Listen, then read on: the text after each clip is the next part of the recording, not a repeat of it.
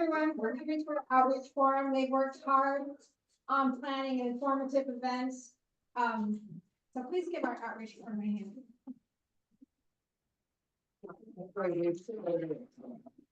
Marcia, would you like to speak to the format of the event?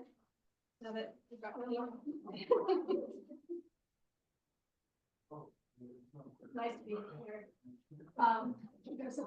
We're going to talk for 3 minutes. Thank you. So that we can just give you a fast, quick overview of all the things that we basically do during the year for Grace Church and for the community. Marcia, get it. Well,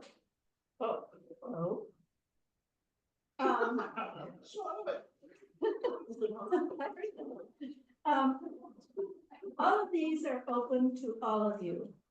They're all incredibly simple. They give back 100,000% of what you have to give. Yeah, the community is so accepting of the things that we do. And Grace Church is known for feeding people and being there when others need us.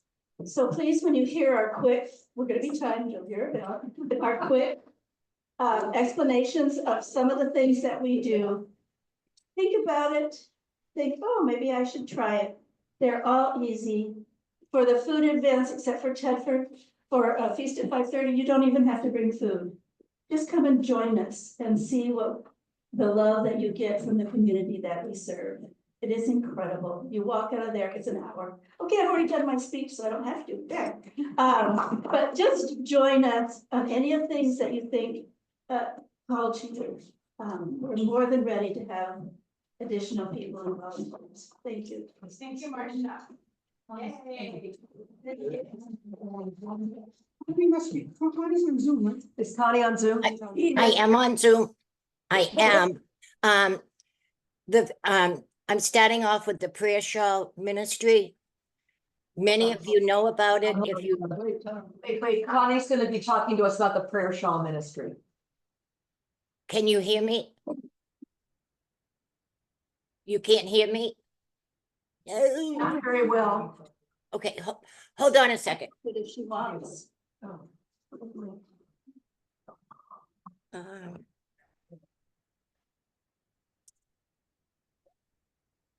Try again, Connie. Can you hear me now? Yes. Yeah. Much better. Oh, okay. Phew. Because I was having trouble with my phone trying to do something else. If you knit, if you crochet, we need you. For those that have been knitting and crocheting and providing shawls, I thank you. And so does every recipient. I would like to read to you a card, a thank you card. It says, thank you for making me the prayer shawl. I use it often and find great comfort. When I do, one of the first times I wore it, I saw a vision of Jesus standing in front of me. The power of prayer is amazing. I think of you every time I use the shawl. And that was from a recipient. And one last thing, Stephanie printed up these cards for us. It says, a prayer shawl for you, because someone cares about you. As you wrap this shawl around your shoulders, feel God's love enfold you. May that love surround you, comfort you, and bring you peace. Amen. So if you can join this ministry, I think Marcia was going to put a list out or something. Thank you, Connie.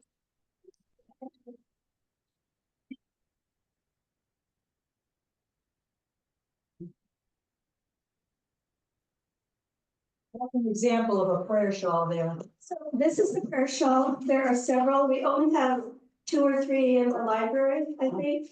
Connie asked me to make up a sign, and I'll put it on. Sorry, I'll put it on the bulletin board that is just plain.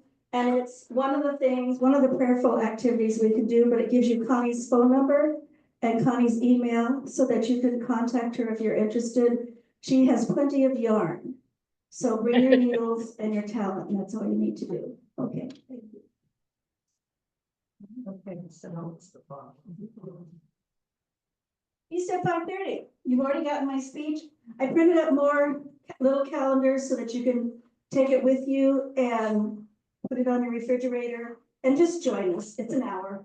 The people are so grateful. And they bring food, we all bring food, it's plenty, don't worry about it, once you get going. Pasha came for the first time last time, and it's just really exciting, and it brightens up their day, I just can't tell you. Stephanie's speech a week or so ago was all about filling your heart. These things fill your heart. Thank you. And even Brian came and had a great time. He's not usually a part of it. I might even be the representing the thing we've done the longest, because it's been nearly 30 Close years. to your mouth, then. It's been nearly 30 years, and I just wanted to talk to you a little bit about getting food for the Tedford shelter. And I know that you know this, we do it on 5th Tuesdays and 5th Thursdays. That actually amounts to only about 8 times in a year. And we're trying to feed people, 16 people are residents, but sometimes the staff is there, so we try to go to 20. So I want to tell you, 2 pans like this, and I have these at my house, and if you want to volunteer, I will be sure that you can get one of these. We're even thinking about having some available here at church. So 2 of those.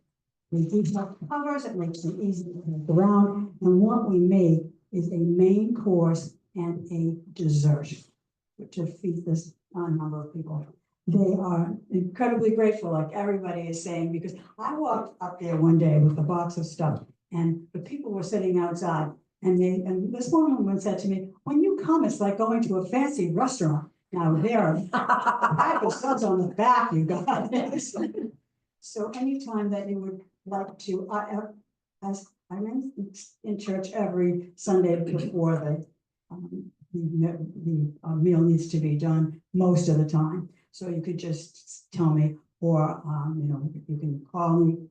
So, use the email. I'm just muttering because I have this list of stuff of things that give you my ideas. Okay, you could make sloppy joes. You could make chili. You should make mac and cheese, pasta with meatballs,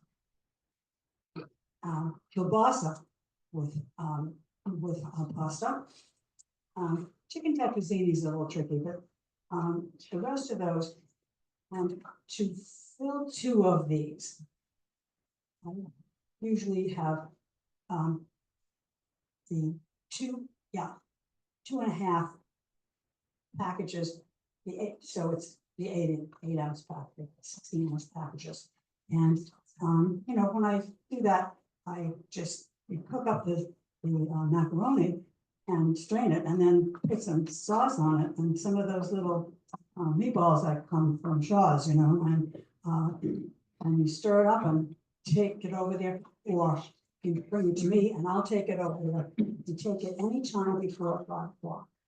So we'd love to have some more people join us and give it a thought. Thank you. We have a timekeeper here. Yeah. So he doesn't want to stop. There we go. Okay. Are we ready? Yep. And time this at home. I'm going to be talking about the Bath Area Food Bank. And I want to tell you that the relationship of Grace Church with the Bath Area Food Bank has a long history, beginning with monthly food trucks in the Grace parking lot many years ago. At that time, Kim Gates was the volunteer coordinator and the driving force behind this mission. Fast forward to today, she is the full-time executive director with 2 part-time staff members at the spacious permanent facility on Middle Street. Dedicated unpaid volunteers, including high school students, assist with the operational tasks. Grace parishioners have participated, close to go, on a rotating basis in the past, and we hope to be able to do so again when requested. Before COVID, the food bank served 175 families each month. Currently, it is more than 600 families, as well as providing 2,000 meals each month at the facility. With a recently acquired walk-in freezer, the food bank will now offer perishable food along with non-perishables and toiletries to our neighbors in need. On the first Sunday of each month, we have a special collection to support the food bank, which averages around $200. I collected and it's overflowing. Baskets are in the narthex for donations of canned goods and other non-perishable items every Sunday.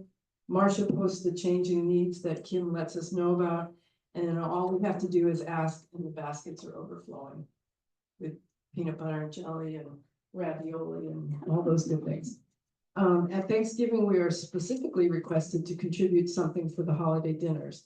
In 2022, we were asked to provide 250 cans of sweet potatoes.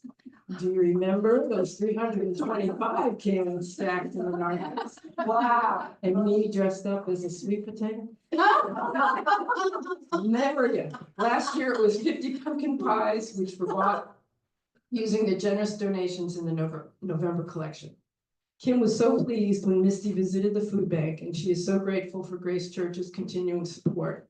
She reports that we are the leading area church in regular financial donations. I think it's only those pesky Lutherans that we compete with. In 2023, we gave a total of $5,227, which included the Thanksgiving collection. So far in 2024, we have donated 1,776. Although this amount seems low, many parishioners send their donations directly to the food bank, and donations always increase toward the end of the year. Please be sure to note on your checks that you are from Grace Church. In all of these ways and more, Grace Church continues to demonstrate our ongoing commitment to and compassion for our community and our neighbors in need. Thank you very much. Thank you. Right, that's right. Timed it absolutely. Well, you heard me briefly after the service, but this is a rather new outreach for Grace Church. We felt we should help the youth. We're wonderful with senior citizens, etc. So not only do the foods that we or the meal we prepare for about 40 youth 4 times a year, we gave them, we had a collection last fall of personal care items, toothbrushes, soap, socks, etc., which was overwhelmingly received. When you think of these kids, some of them don't have a stable home, some of them don't have a home. And certainly Larry has been so involved with the youth center. I believe he's on the board, and Mark is working with them about bicycles. Hopefully getting them to use bicycles and also maybe learn how to repair bicycles. The other thing we did that they suddenly wanted to make birthday cakes for the children, and they really didn't have any supplies. So we at Grace Church gathered all types of cake mixes and all the stuff that candles, whatever goes with making a birthday cake. And now the meals, and we prepare them here and take them over there, and they take them out of the cars. All we have to do really is make the meals here.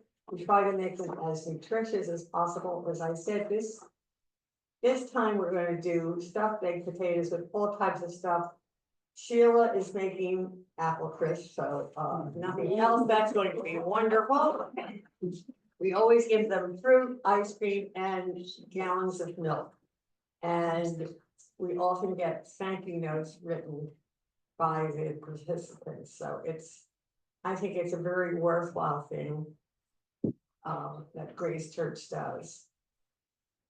They have, just to give you a little background of the meals, every 5 days a week, there are meals prepared by various people in the community. Some like individual people, some not too many churches that I can see on it's a meal train app that you can sign up when you want to give a meal. So if any of you have something that you want to do on your own, sign up and take them a meal, but it's very appreciated. So I'm so glad that we're become involved with those youth.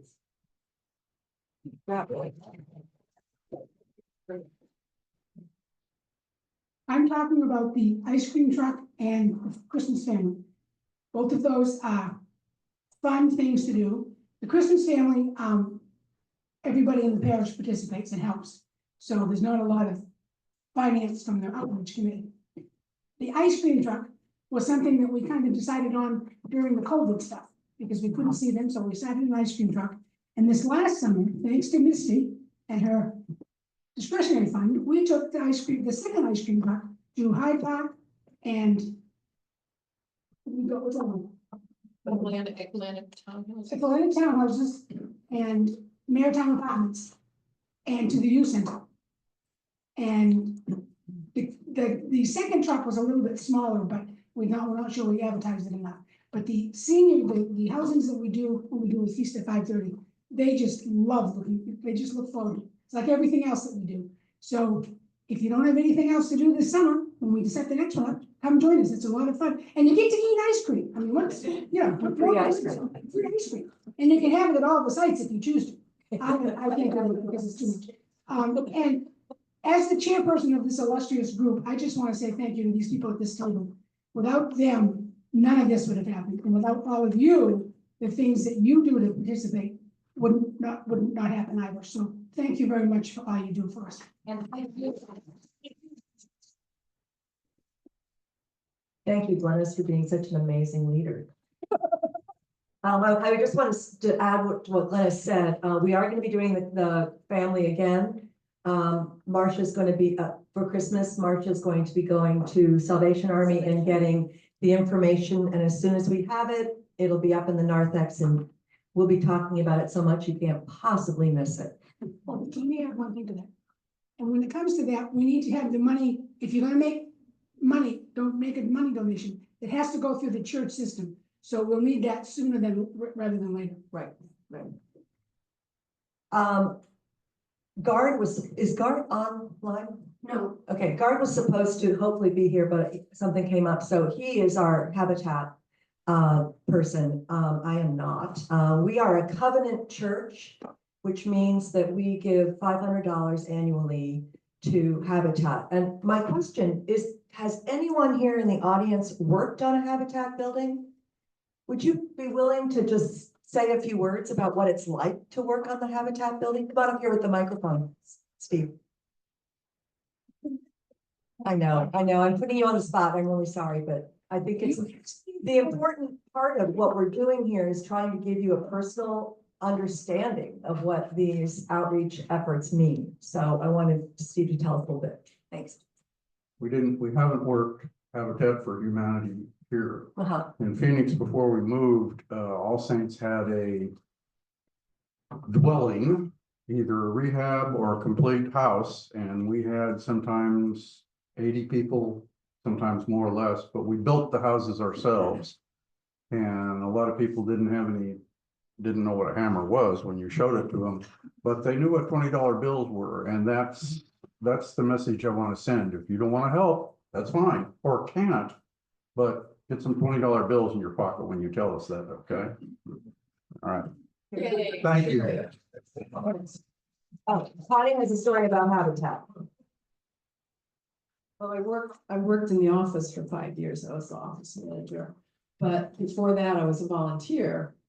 And I have to tell you, it was the First Lady's Bill. And what that meant was that in most states, the First Lady, the governor is a man, and so the First Lady is a woman. So it was a women's bill. And it's right here in Bath. I go by it on the way to Phippsburg. And so here we are, a bunch of women. Some had skills, some didn't, but we had people advising us. So it was this small house. And we were working on the linen closet in the bathroom, which was about this wide. Okay. And so only one person, we were doing the sheetrock, I think, only one person could fit in at a time. And we were standing on a little ladder. And so I'm standing there and I'm trying to, do whatever. And I put my hand back because I needed a hammer or whatever I needed. And the next thing I know, somebody's just holding my hand. turned around and I said, and she says, well, I just didn't know what to do. I'm thinking that's a women's bill for you. So Garth Conley is our contact person for all things Habitat. He, you know about the walk that happens and things of that nature. So that is something we have been doing for a very long time, outreach committee, because we are a covenant church. The last thing that we're going to talk about, I'm going to talk about is 2 weeks ago, I spoke about this in church, and I just wanted to make sure everyone is still aware. I have these handouts, they're in the narthex, I have extra ones here. And it basically is a visual interpretation, expression of everything that you've just heard. There are two sides, the congregation supported projects and then the outreach projects. We get a $5,000 budget from the vestry every year. At this point, we have $1,400 of that designated, 500 to Habitat, 400 to Mid-Coast Youth Meals, and 500 to the ice cream truck. That's kind of, for now, set in stone. That leaves us with $3,600. And we know that all of you have local things that you're passionate about, that you've been doing on your own, that you know might be able to use a little extra money. We don't, as you know, $3,600 isn't going to go very far. We don't have millions to give out. But if you have a project that you think would be something that we could give some extra money to, on the back of this is a very quick application that you can fill out and send it into the office by November 1st. And we will do the best that we can. So I just wanted to make sure that everybody knew that this was what was going on right now. We're trying to give away our money. So help us out. The only other thing I would love to say right now is if anyone in the audience has an idea of something that you think the outreach committee could be doing, we would love to hear that at this point. So by all means, if there's any questions or if anything that you think people want to know about, I'll get you the microphone. Tasha.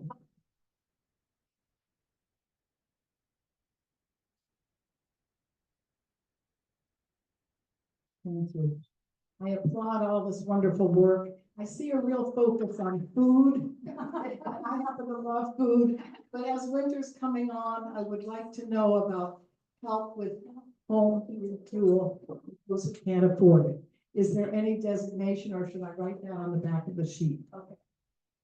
That's a good question. Misty, is there any, I don't know what we are doing in terms of supplying funds for fuel assistance. Is that something that you've already been approached on, or? I have a discretionary fund, so I help people on a case-by-case basis so that we can help the most people possible. I'll help one person up to $300 twice a year, give or take 300. So Julia and I bought a bulletin board with local services and put it up. We'd like, if anyone has ideas on heating and fuel costs and agencies that help with that, we would love to know. There is a local ministry I'm so excited about. It's called the Mid-Coast Wood Bank, like a food bank. I'd like to get him here sometime to talk to us. I was at an event where he spoke. And so they collect, if you have a fallen hardwood tree, they will come and take it.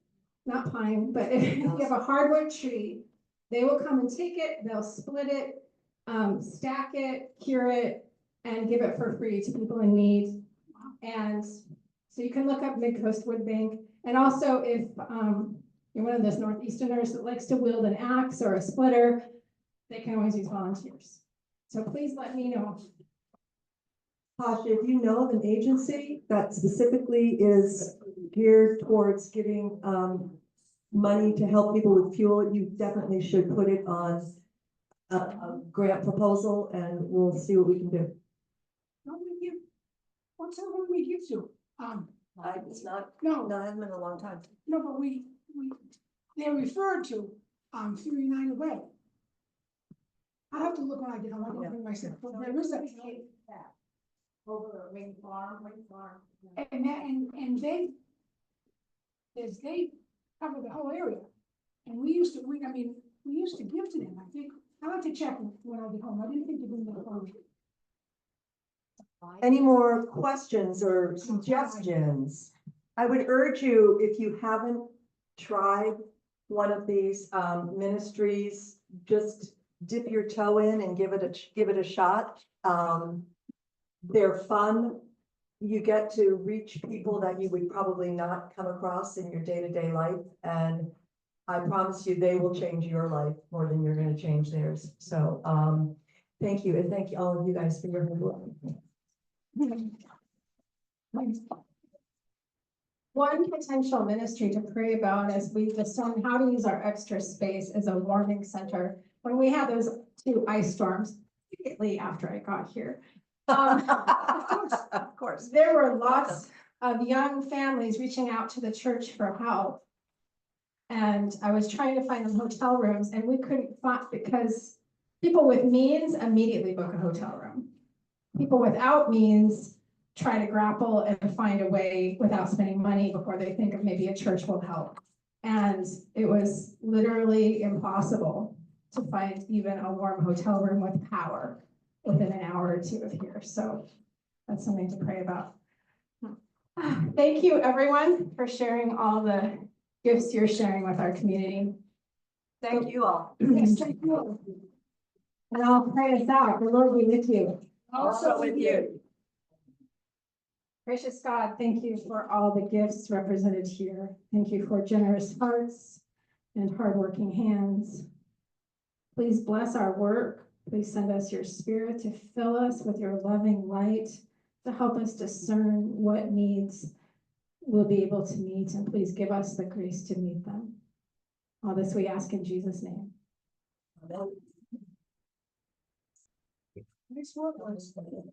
And as always, please help the kitchen staff.